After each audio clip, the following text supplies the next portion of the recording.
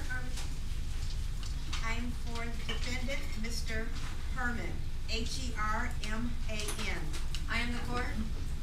I am the witness. I am for plaintiff, Ms. Baker, M.S. period, B-A-K-E-R. Okay, and we are going to start on line 12, question by Ms. Baker. And what sort of an introduction did you get from Mr. Stevenson with whom you had been dealing? Your Honor, if it calls for hearsay, I am going to object to it. Well, it's foundational as to the reasons for the endorsement for the two checks that are the... Well, then I take it foundation isn't the basis. It's either hearsay or it isn't. But I take it you are not offering it for the truth of the statement, but the fact it was relied on. Is that what you are saying? Yes, that's entirely correct. All right. If it's not offered for the truth of the statement, it's not hearsay. Now, under what circumstances did this introduction take place? As I stated, I had been approached by Mr. Stevenson in Fresno that his bank was interested in purchasing my stock in my company. This went on for approximately 2 months, and there was a lot of procrastination involved in it. Sir, the question was, how did you meet the defendant? We are not trying the bank case. How did you meet the defendant? I met him through Gene Stevenson in Fresno. What kind of an introduction were you given to him? What did they say about him? He was the president of the bank or what? No, Gene Stevenson said that he was a very wealthy foreigner looking for business interests and to come up to Fresno, California and meet him. All right, that's what you wanted, wasn't it? In other words, he was a possible investor in your corporation? Yes. And did you go to Fresno to meet the defendant? Yes, I did. Over a period of time, did you negotiate with him as to a partnership in your firm? Yes, I did. That day we negotiated approximately 3 or 4 hours. Now, you are talking about negotiating with whom? Eric Collins. All right. Now, what was the next thing that happened after this initial period of negotiations in Fresno dealing with the defendant? I left a briefcase of corporate papers, very confidential papers, with him for his study and consideration, and he was to notify me in approximately a week after he studied the papers. When was the next time you saw the defendant? Oh, approximately a week later. He and Gene Stevenson and I met in Los Angeles and had another meeting for 2 or 3 hours. What date was that approximately? Well, I don't know the date, but it was probably a week or 10 days, maybe 2 weeks after my initial meeting with him on the 18th of January. And when did you next have a meeting with the defendant? On the 17th of February, he called me and told me that he was in town.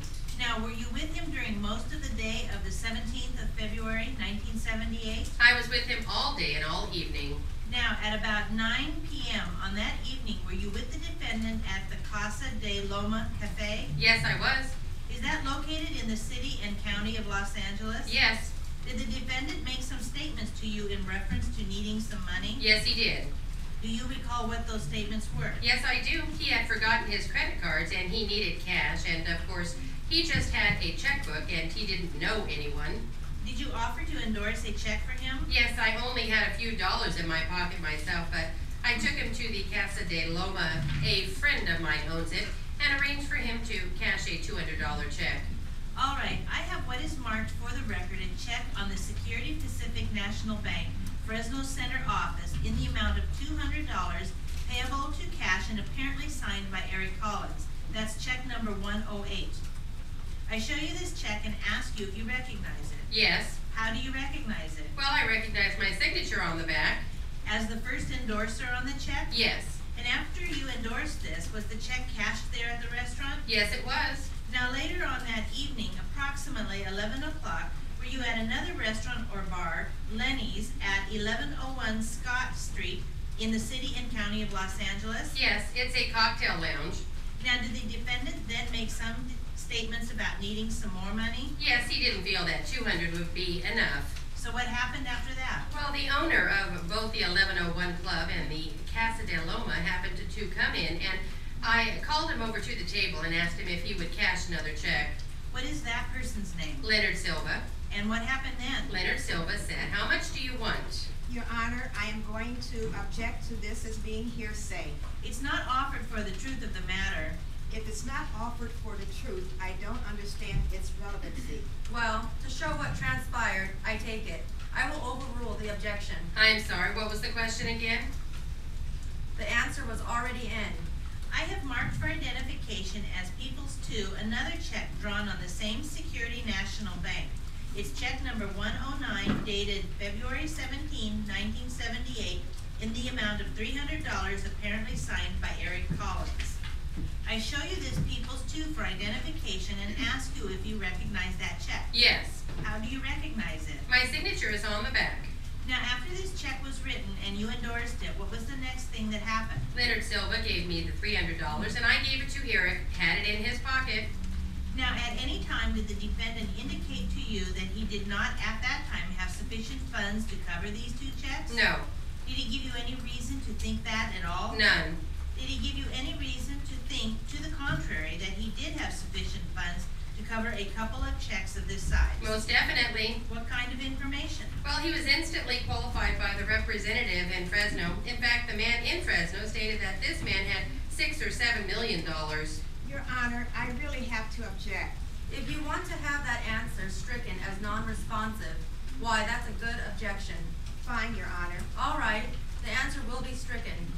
No, what I am trying to get at and ask you to tell the court the things You are calling for a conclusion on his part? the defendant told you which led you to believe these two checks were good. Your Honor, that's ambiguous, and it calls for a conclusion. Well, led him to believe is a conclusion. I can't remember. Just a second, sir. I am ruling on it. All right. Besides, which you don't need the question. He said he wasn't told it was no good. I don't know what more you need. Now, at some later date, were you contacted by your friend Leonard Silva? Yes, well, by his manager. And did you then come into possession of both of these checks, Peoples 1 and 2, for identification? Only one at first. Well, did you eventually come into possession of both of them? Oh, yes. And after you came into possession of them, what did you do as a result of possessing these two papers? I paid Leonard Silva the $500. Your Honor, I am going to object to the form of the answer. That is, he paid Leonard Silva the $500. I mean, he can say he paid Leonard Silva $500, but I don't think without getting into hearsay, he can say that he paid him the $500. Well, of course, it's also immaterial. I also object on the grounds it's immaterial. I don't care whether he paid the money or not. This isn't a real party and interest case. It's a case of whether he passed bad checks. I will sustain it on immateriality. No further questions. May I have just a moment, Your Honor? Certainly. Mr. Hernandez, I noticed that you had a file folder here with you as you walked up to the witness stand. Is that correct? Yes. Are there materials in there relating to this particular case? Yes. Did you put the file together yourself, or was it provided for you by the district attorney's office? It's my file, my records. All right. Did you refer to these records? Did you go over these records before you came to testify here today? Somewhat, yes. You went over these records in order to refresh your recollection of events that took place over a year ago? Yes. Your Honor, I think pursuant to the evidence code, I should be entitled to look at those. I believe the section is 771, if I am not mistaken. I never said you couldn't. I take this as a request to see the file. That is correct, Your Honor. All right. He has a right to look at them if you used them to refresh your recollection, sir. May I interpose a question or two of the witness on this? What? There may be some papers in here which he did not look at, which are confidential papers. I don't know. I think the court should inquire of the witness whether or not just how many of the papers in this particular file he looked at to refresh his recollection. I don't know the answer to that, but I am trying to protect the witness's interests. Well, all right. I think it's proper for you to try to protect the witness, but I don't think it's the court's job to do anything. If you want to ask the witness whether there are any documents there that he did not refer to, you have a right to ask that, sure. Thank you, Your Honor. Are there any documents in this folder here that you brought to court which you did not use in preparing for testimony today? Yes. And are those documents confidential documents which you would prefer that the defense attorney did not peruse? No, they are not. That's irrelevant. It's simply not relevant. He can look at all of them. Fine, no problem. May I make a statement? Just take your time, sir. As long as he can look at all of them, let him look at them. We will get on with it, all right, sir? I just want to say, if he is looking at them, is the district attorney also entitled to look at them? Certainly. Certainly, I have no objection to that. Sir, I noticed that there are some handwritten notes in here as well as some Xerox copies of material provided the district attorney and that sort of thing. I noticed that there is a document in here entitled Partnership Agreement. It appears to be in handwriting. I ask you, sir, is this document your handwriting? No, it's not. I noticed that the name Eric is mentioned in the course of this document. Is this a partnership agreement that you were drawing up with Mr. Collins? He drew it up, Was this in relationship to your company? yes, to our business, And do you know when this document was prepared? yes. And I also noticed that there is a typewritten document, sir. It says confidential agreement, and it's signed by Eric Collins. Is that a document prepared by you? Yes, And that was in relation to the same negotiations that you discussed? yes, sir. I see the noon hour has arrived. Court will be in recess until 2 o'clock. Okay, tell me yours, Jean. Okay, for defense, I am Mr. Burt, B-U-R-T. I am the court. I am the witness. I am plaintiff attorney, Mr. Fazio, F-A-Z-I-O. Okay, and we are starting off in colloquy with the court.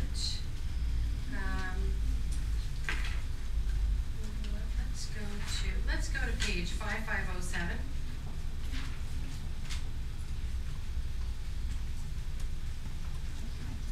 Yes, it's 5567 or 07. See that there? Let's start with the court there on line 5. Okay, everybody got that? Got it. Call your next witness. Please state your name and spell your last name. My name is Juanita Williams. My last name is spelled W-I-L-L-I-A-M-S. Have a seat in the red chair. Good afternoon. Good afternoon. Could you tell the jury where you live? I live at 753 Webster, Apartment A. How long have you lived there? Come June, 6 years. 6 years? Uh-huh. Do you know a person by the name of Absar? Yes. And was he the landlord when you first moved in there? Yes. And did you know Raymond Boggs? Yes. Did you know Angie Gritz? Yes. And the child Ray Jr.? Yes. And do you remember in about April of 1981, they're moving into the apartment? I'm not sure. I thought they lived there before I moved. Okay, and where's your apartment in relation to Raymond Boggs's? Upstairs to the left. Are you directly above them or? No, I'm more up in front. Are you familiar with the area behind the house? Somewhat, I guess. Okay, and how are you familiar with that area? Well, there's stairs. There's a little bit of, the roof is the top to their apartment behind mine. That's all it is, a roof. And do you know the area out the back, going down the alleyway and then out in the back of the house there? Yeah, going down like coming out to the front to the garbage chutes. Right. Yeah. Do you go in that area yourself? Have you ever been down there? Yeah, I don't go down too often. I have been down there. For what purpose? Empty my trash.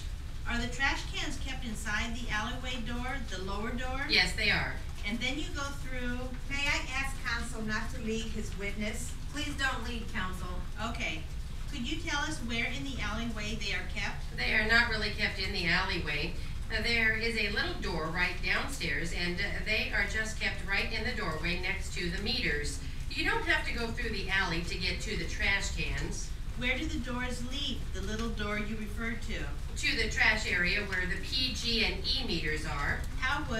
Is there an alleyway somewhere there? No, there is a narrow opening just to take you to the back. Okay, and have you ever been in the back part of the house? Maybe twice. How do you get back there? A door or? Yeah, through the front. Do you have keys to that door? Yes, I do. Do you know if there were any garbage cans inside that door? That's where they are stored. Okay, that's what I'm trying to find out. Does everyone store their garbage cans inside that door? Yes. Everybody have a key? Yes. Now, at some point in time, when did you first meet Ray Boggs and Angie Gritz? Oh boy, I couldn't really say exactly what date. I guess I'd say in 1980 because that's when I moved in. And does your apartment overlook the street? In other words, can you look out of the window and see the street area? Yes. Can you see from your apartment people who are coming and going into the lower apartments? Yes.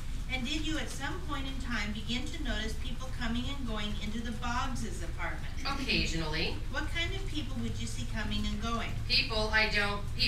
You know, just normal, everyday people, I guess. And could you characterize them as to when they would arrive? No, I couldn't give you any general time. And would it be during the day as opposed to night? I'm really not sure. Was there one particular individual in a red vehicle who would stop? I think you are referring to a gentleman named Ray. Ray? Uh-huh.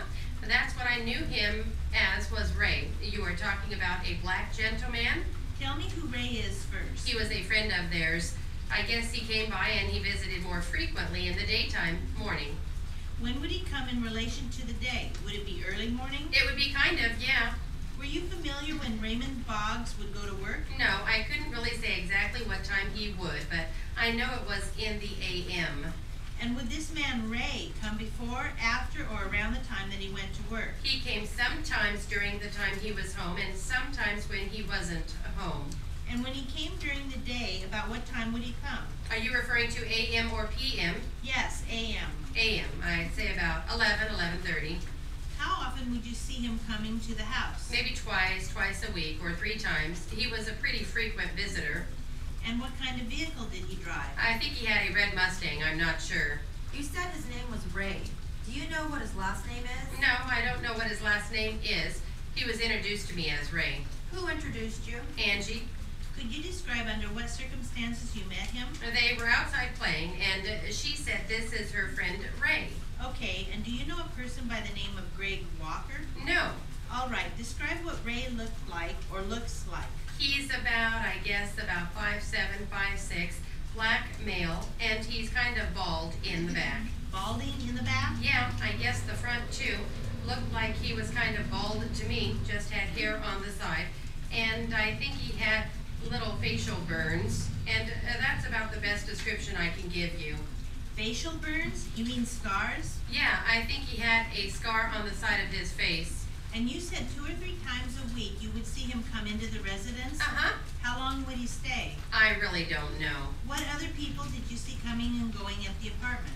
I really couldn't say, because just on an everyday to-day basis, I'm sure they had plenty of company. I didn't see coming in. Did you see any people on motorcycles? On 2 occasions, I think. And would you tell me what those 2 occasions were? Could we get a date if that's possible? If you remember. No, you couldn't get a date. It's been like 6 years. I couldn't give you a date, not even a month. How about a year? I don't know. This is 86. Let me see if I can help you a little bit. Was it sometime after the Boggses moved into that apartment? Yeah. So whatever date they moved into the apartment would be sometime after that? Yes. All right, now tell me about the 2 instances. Well, I had seen 2 guys on motorcycles. One was Caucasian and one was black. I guess they ran together, and I think they had lady friends with them, and they came by to visit twice, to my knowledge. Okay, and what do you mean by they ran together? Well, every time, the 2 times that I did see them, they were together. And they were on bikes? Yeah, motorcycles. And one was black and one was white? Uh-huh. Describe the black man. He was kind of short and really healthy. Too healthy. Really? What? Healthy. What do you mean by that? Kind of overweight. That's why they kind of stuck out in my mind, because they were pretty big to be on these bikes.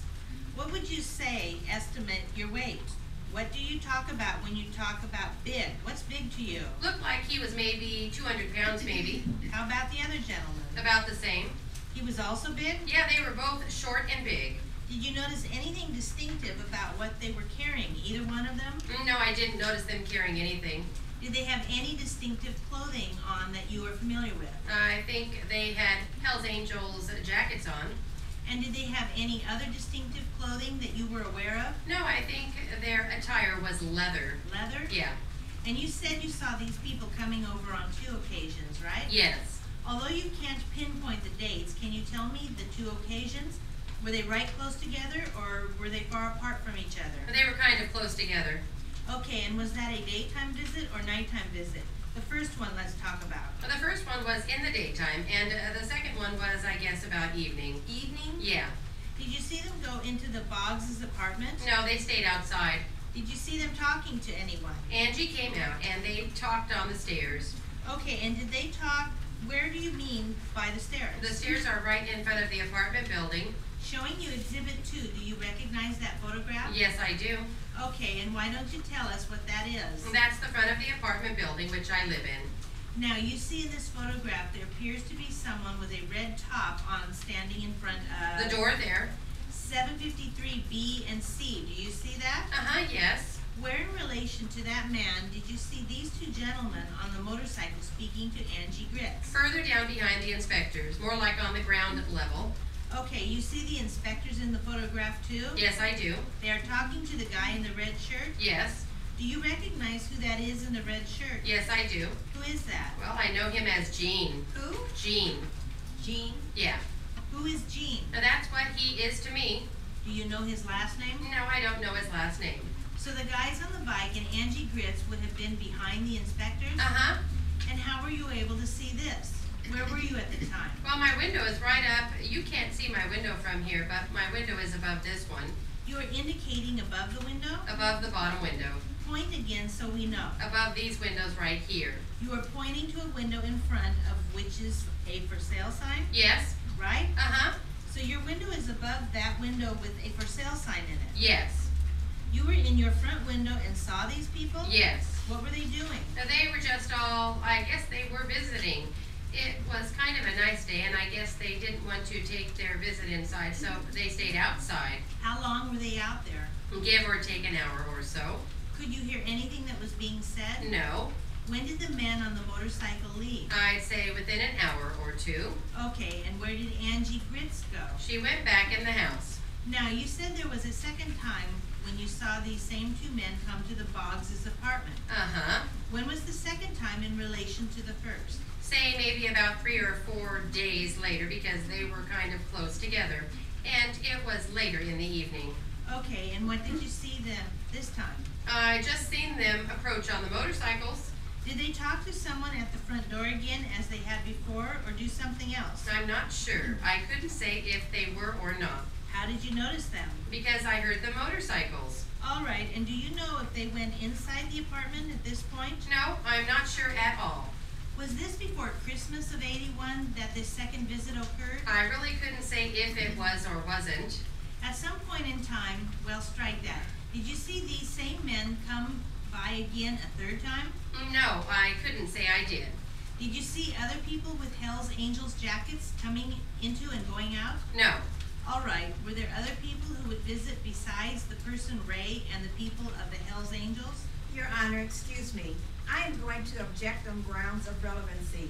I don't know where this is going, and I am making an objection at this time. Overruled. You want me to answer the question? Go ahead. Then I would ask the court to direct as to time parameters. The question was, did you ever see any other people visit the Boguses? When? Objection sustained. All right. In the period after the Boggses moved into the apartment, did you see other people coming into and going out of the Boggses apartment? Well, occasionally they had company. And were there people who actually lived with them or stayed with them? No, not to my knowledge, excepting for the Hendersons. When did you first meet the Hendersons? I think it was a month or 2 months before Christmas. And who introduced you to the Mr. Henderson? Angie did. And how did she introduce him as? What did she say his name was? She introduced him to me as Philip Henderson. And when did you meet Mrs. Henderson? I met them both at the same time. Where were you when you met them? I was in their house, in her apartment downstairs. Did you visit the apartment occasionally? I visit her occasionally. And did you visit them during the time that the Hendersons were living there? Yes, but not as often as I probably would have. Okay, and did you have a child you were taking care of around this time, December '81? Yes, I did. And is that the one that's with you here in court today? Yes. How old was she? And no, she wasn't born until 83. Okay, Jean, tell me you are. Okay, for defense, I am Ms. Park, MS period P-A-R-K. I am the court. I am the witness. For the plaintiff, I am Mr. Burns, B-U-R-N-S. Okay, and we are starting off with a question by Mr. Burns. Does that happen very often? Yes. somebody request your service and they pay when work is completed? Yes, that happens. We have workers who deliver checks, and we also have payment that comes in from the mail. People can mail in the payment if they are regular customers. Plus, we also have several contract projects that we service. What type of contract work do you perform? We have many plumbers who are on call for some businesses or project sites. We will routinely bill them monthly, and they send in their payment. Is that billing something that you take care of? Yes, it is. I process them usually around the end of the month. They become due and payable by the 10th of each month. Your Honor, I would request to mark as an exhibit a photocopy of a billing statement printed on the letterhead of Smith Plumbing. Okay, that's next in order as 11. Your Honor, may we approach sidebar? Are you lodging an objection? I just needed to address an issue and didn't want to do it in the presence of the jury. Okay, that's fine. You may approach sidebar.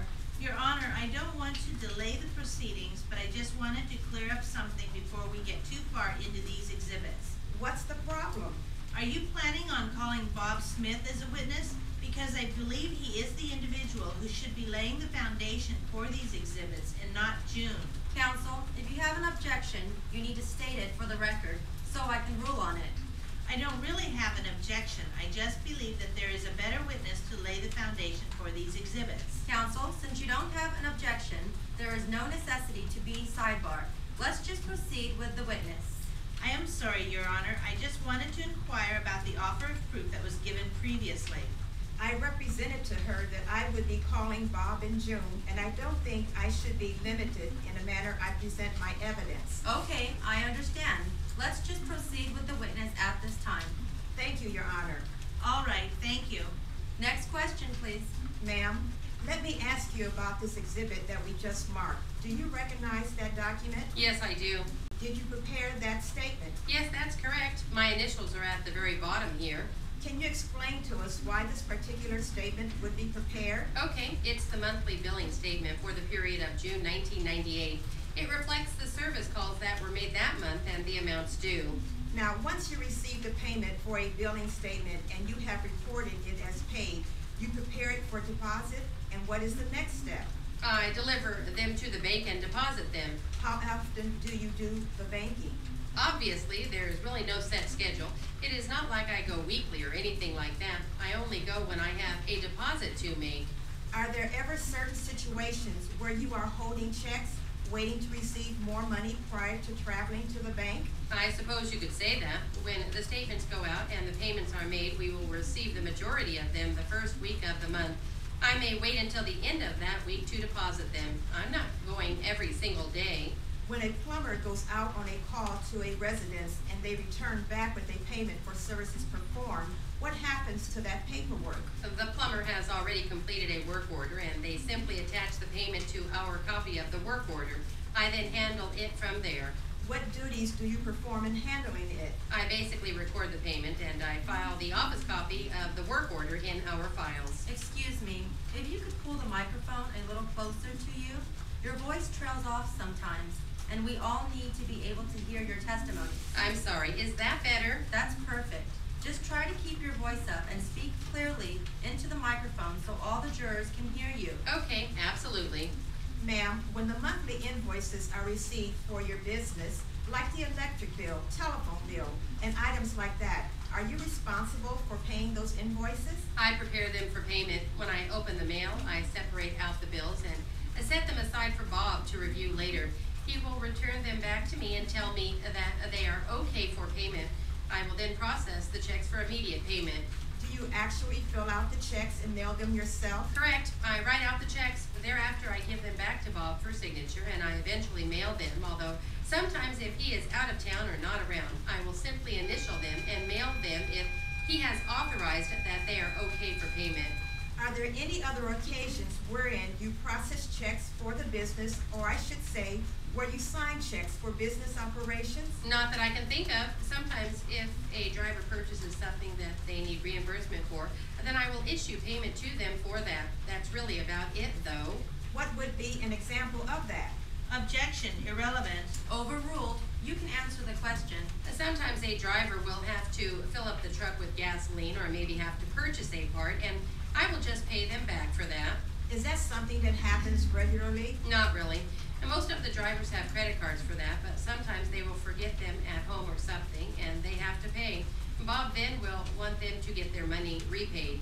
Thank you. Nothing further of this witness. Counsel, any cross-examination? Yes, I have a couple questions, Your Honor. Proceed. Ms. Brown, let me begin with something that you were just talking